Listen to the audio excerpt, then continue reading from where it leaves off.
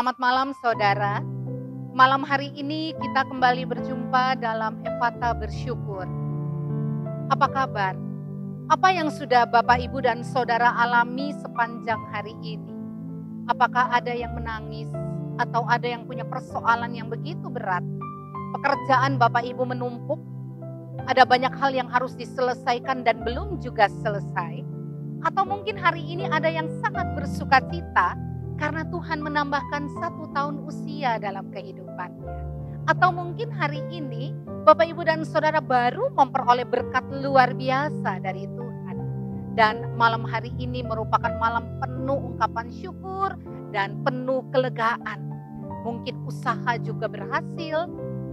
Maka saya mengajak Bapak Ibu dan Saudara malam hari ini untuk bersama-sama mengikuti perenungan yang saya ajak untuk Bapak Ibu sama-sama rasakan melalui kisah Yesus ketika berangkat dari satu tempat dan dia tiba di Betsaida, sebuah kota kecil di tepi pantai.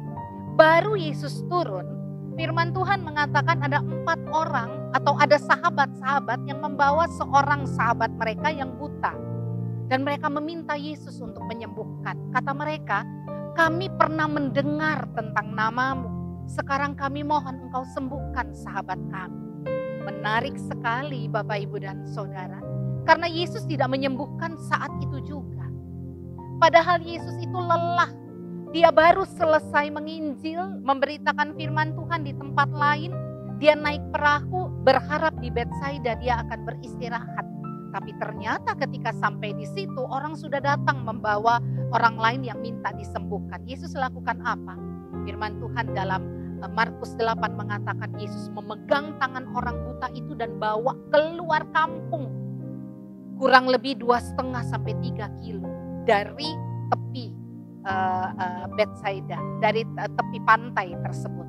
Dan Bapak Ibu Saudara, kenapa Yesus harus bawa orang itu untuk pergi keluar kota? Kenapa Yesus tidak menyembuhkan di situ saja? Itu kan penghematan tenaga. Yesus lakukan itu karena berjalan bersama dengan Yesus merupakan sebuah momen yang sangat penting. Proses saling mengenal dan di situ Yesus akan tahu pergumulan orang ini. Jangan-jangan dia sebenarnya tidak butuh untuk disembuhkan. Jangan-jangan dia sudah terbiasa dengan kebutaannya dan berjalan dengan Yesus ini. Sekalipun Yesus harus ekstra konsentrasi dan menghabiskan ekstra tenaga. Karena pasti Yesus akan katakan, awas-awas ke kiri sedikit. Ayo cepat kita melompat, ada air di depan. Berhenti dulu karena ada keledai yang lewat. Bisa seperti itu. Yesus melakukannya karena proses berjalan bersama dengannya adalah momen yang paling penting. Berapa lama Tuhan? Kita tidak pernah tahu. Bisa 5 jam. Bisa 5 tahun, bisa 15 tahun. Tetapi ketika sampai di luar kota, apa yang terjadi? Yesus menjamah mata orang buta itu. Yesus tanya, kau sudah melihat? Dia katakan, sudah. Tapi saya belum tahu kalau melihat orang mana matanya, mana hidungnya masih seperti pohon. Ya, lurus-lurus begitu saja hanya dia bergerak.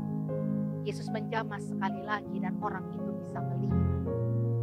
Saudara, apa yang mau dikatakan di sini? Sebuah penyembuhan membutuhkan proses. Jangan berpikir kalau dekat dengan Tuhan, maka segala sesuatu akan selesai sesuai dengan keinginan kita. Karena kadangkala Tuhan membutuhkan waktu panjang. Sebab dia mengenal siapa kita. Dia tahu persis siapa saudara dan saya. Berapa lama proses yang harus kita lalui. Mungkin hari ini bagian dari proses yang Bapak Ibu dan Saudara jalani. Mungkin hari ini bagian dari perjalanan yang menyakitkan mungkin atau melelahkan. Tetapi selama kita berjalan bersama dengan Dia, jangan pernah putus asa. Ada banyak sekali tantangan yang Tuhan izinkan kita hadapi. Jangan pernah menyerah. Karena pada satu saat kita akan melihat, mungkin kita tanya Tuhan kok lama? Tetapi kesembuhan itu akan Tuhan berikan. Jawaban atas doa-doa kita tidak persis sama. Tetapi pasti Tuhan berikan. Jangan pernah patah semangat Bapak Ibu dan Saudara. Perjalanan panjang ada di depan kita. Kita akhiri hari ini dengan satu hal. Katakan pada Tuhan, terima kasih Tuhan. Aku bersyukur untuk setiap tawa, tapi juga untuk setiap air mata. Aku bersyukur untuk setiap berkat yang aku terima, tetapi juga untuk setiap persoalan hidup.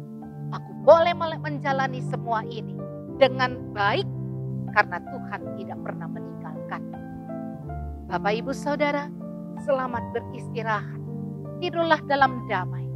Hadapi hari esok dengan semangat yang membara.